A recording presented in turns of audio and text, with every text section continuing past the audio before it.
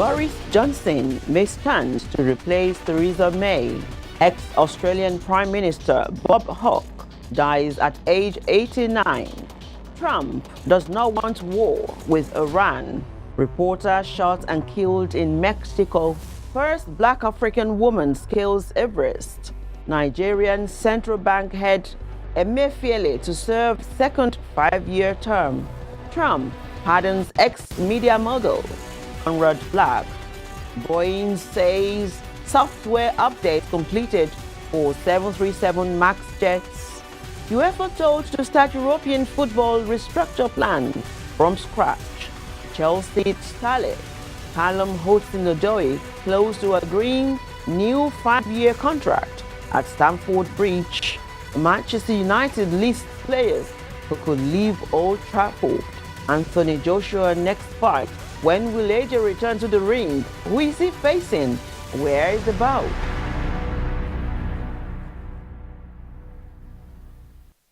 Hello and welcome to Rich World Television News. I am Veronica Obadara. Theresa May has agreed to set a date in a few weeks' time for the election of her successor as Tory leader. She promised to set a timetable for her departure after the first vote on her Brexit deal in early June, regardless of whether it passes through the Commons or not. Sir Graham Brady, chairman of the Backbench 1922 committee, said in a statement following a meeting with the Prime Minister that he would meet her again after the withdrawal agreement vote to take place on June the 3rd to confirm details. Ms. May needs Labour MPs' votes to get her deal through. Cross-party talks on Brexit are ongoing. Shadow Brexit Secretary Sir Keir Starmer confirmed that Labour would order its MPs to vote down Ms. May's deal if there is no cross-party deal in place. In the past, Ms. May has resisted calls by the committee for her to name the date that she would be moving out of Downing Street. Keen to take her place is former Foreign Secretary Boris Johnson, who confirmed he would be a contender for leadership just hours before Ms. May and Mr. Brady held their meeting. And backbench Conservative MPs have blamed her failure to get a deal approved by the Commons to take Britain out of the EU as planned on March 29 for the heavy losses the party suffered in the English Council's elections earlier this month. And Boris Johnson, a former mayor of London, Britain's former foreign minister, and a prominent campaigner to leave the European Union, has reportedly said he will stand as a candidate to replace Prime Minister Theresa May as Conservative leader. May has said she will step down before the next phase of Brexit negotiations, although she has not yet put a date on her departure. Johnson resigned from the cabinet in July in protest at May's handling of Brexit. In America, President Donald Trump on Wednesday signed a full pardon for former media mogul Conrad Black, who was convicted in 2007 of fraud and obstruction of justice and spent 3.5 years in prison. Black, 74, a Canadian-born British citizen, once ran an international newspaper empire that included the Chicago Sun-Times, Britain's Daily Telegraph, and the Jerusalem Post. Lord Black's case has attracted broad support from many high-profile individuals who have vigorously vouched for his exceptional character. The White House said in a statement announcing the pardon, it said Black had made tremendous contributions to business. He has written books on history and served as a tutor while in prison. In light of these facts, Mr. Black is entirely deserving of this grant of executive clemency, the White House has said. Black said Trump had called him to say that he would be granted a full pardon, that his conviction was unjust. In South Africa, a South African mountaineer reached the top of Mount Everest on Thursday, becoming the first Black African woman to conquer the world's highest mountain, her expedition organizer and her government said. Sarai Nkosi Kumalo, a 47-year-old e-commerce executive, scaled the 8,850-meter mountain after 3 failed attempts that were foiled by bad weather and a deadly earthquake in 2015. With her birth in Zambia and Rwanda bloodline and now a South African, this sister of Africa has achieved her goal of becoming the first Black woman from Africa to summit Mount Everest. Her expedition organizer, Summits with a Purpose, said on Facebook. An aviation Boeing company said on Thursday it had completed a software update for its 737 MAX jets, which have been grounded worldwide since March after they were involved in 2 fatal crashes. The airplane manufacturer said it was providing additional information to address requests from the Federal Aviation Administration, FAA, and that includes details on how pilots interact with controls and displays in different flight scenarios.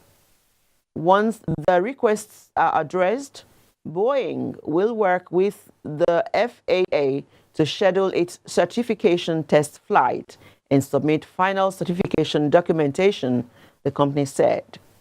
The FAA is planning a meeting on May 23rd in Texas with air regulators from around the world to update them on reviews of Boeing's software fix and new pilot training.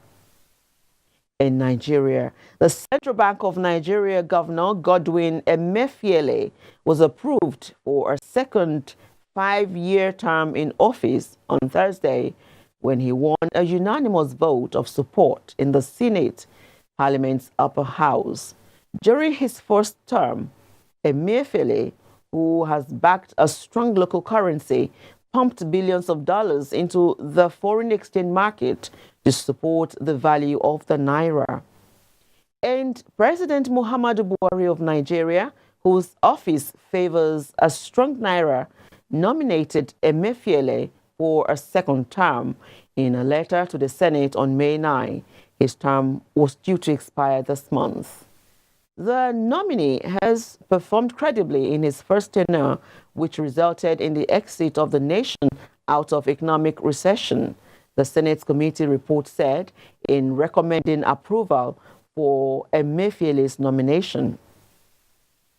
And still in Nigeria, 3 students of the University of Abuja, Nigeria, have been arrested in connection to the death of their friend, Emmanuel Balogun, who drowned in a pool.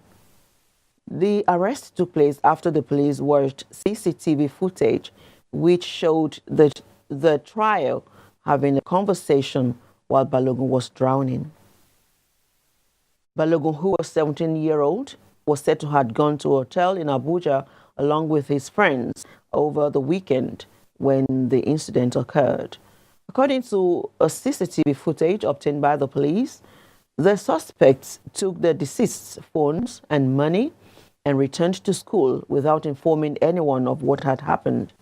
According to a friend of the family, it was a female friend that eventually informed Balogun's mother the next day.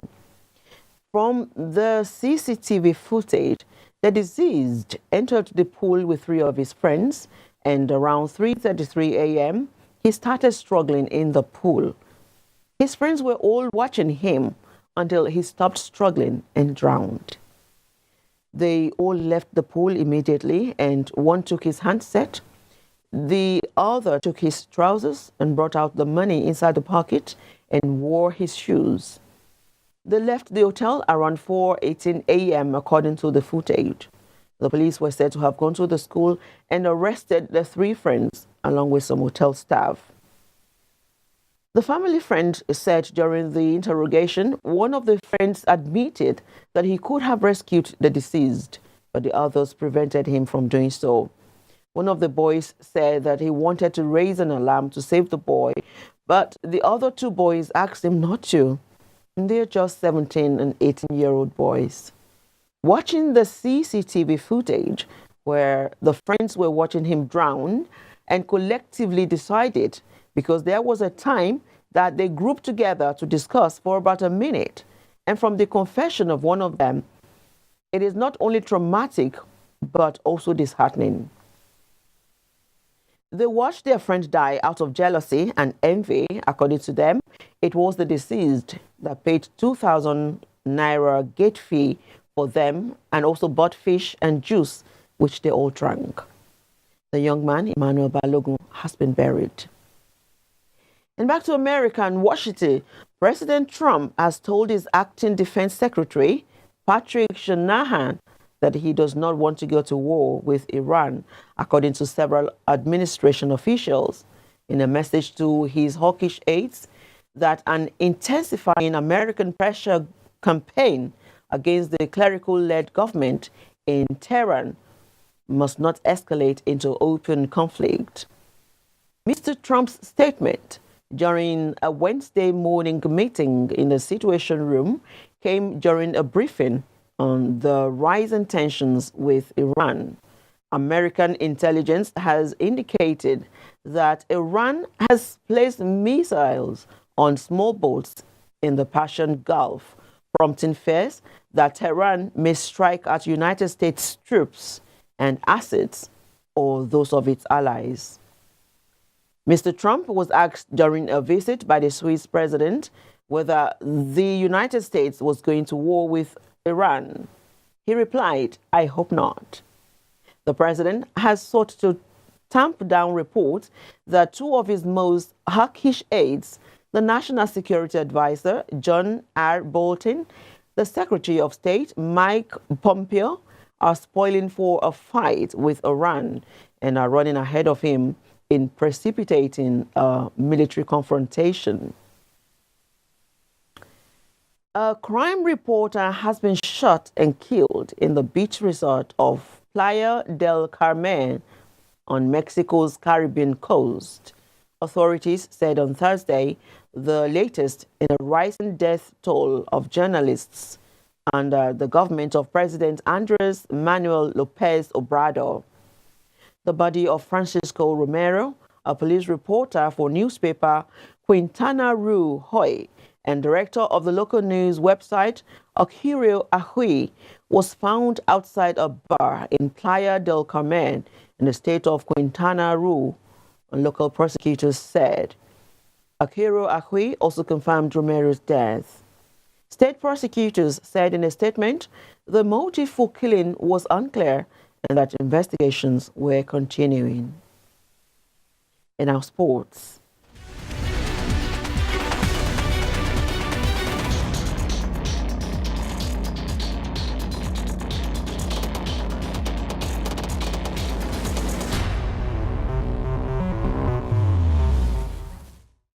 UEFA has been told to scrap plans to reform club football from 2024 and start its project from scratch.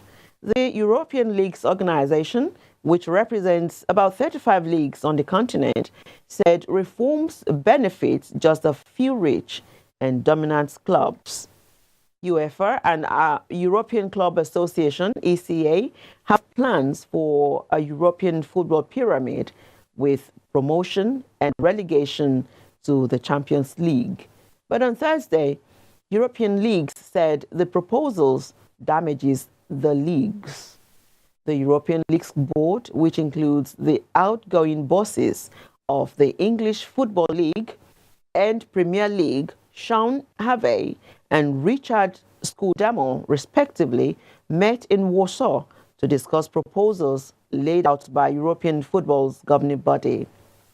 The 13-man board said it retained the strong opinion that the presented proposal for reforming the European club competitions benefits just a few rich and dominant clubs but damages the leagues and the great majority of clubs playing in the domestic competitions.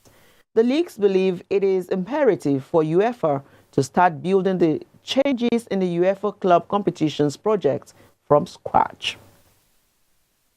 And there's been a blow to Chelsea. Chelsea confirmed Ruben Loftus-Cheek has ruptured his Achilles tendon and is said to undergo surgery. The injury has come as a bitter blow to Maurizio Sarri, whose side will face Arsenal in the final of the Europa League in Baku in under a fortnight. He left the stadium on crutches with his left foot in a protective boot amid fears he has suffered ligament damage. And Chelsea have now confirmed the injury in a brief statement.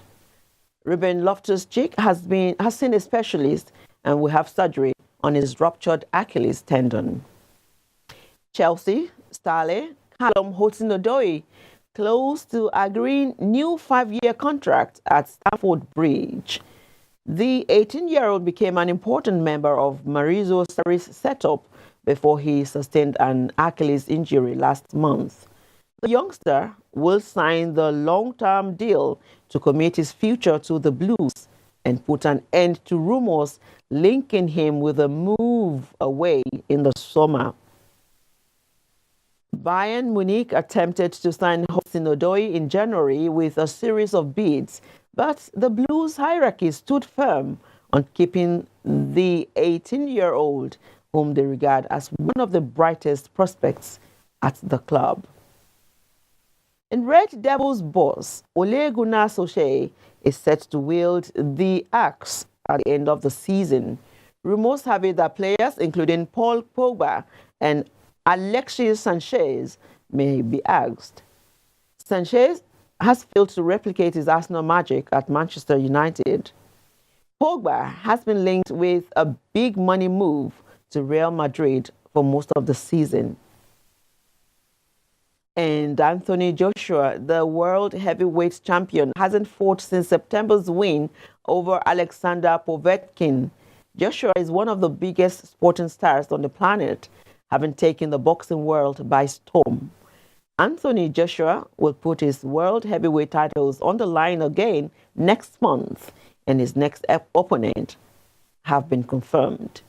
AJ took his record to an unbeaten 22 victories with a 7th-round technical knockout win over Russia's Alexander Povetkin last September. Joshua was scheduled to defend his IBF, WBO, and IBO titles at Wembley Stadium on April 13, but that date was scrapped following a failure to agree terms with his top 3 choice opponents, Deontay Wilder, Tyson Fury, and Dillian White. Joshua then agreed to take on Jarrell Miller in New York in June, but that fight had to be cancelled as well after the American failed a drugs test. Born in Watford on 15 October 1989 and a latecomer to his sport, Joshua claimed Olympic glory at London 2012 before going to become one of the greatest heavyweights in the modern era. And that's all we have for you on Rich World Television News. Remember to download our TV app, RWTV, on Google Play to enjoy our programs. I am Veronica Obadara. Thank you for watching.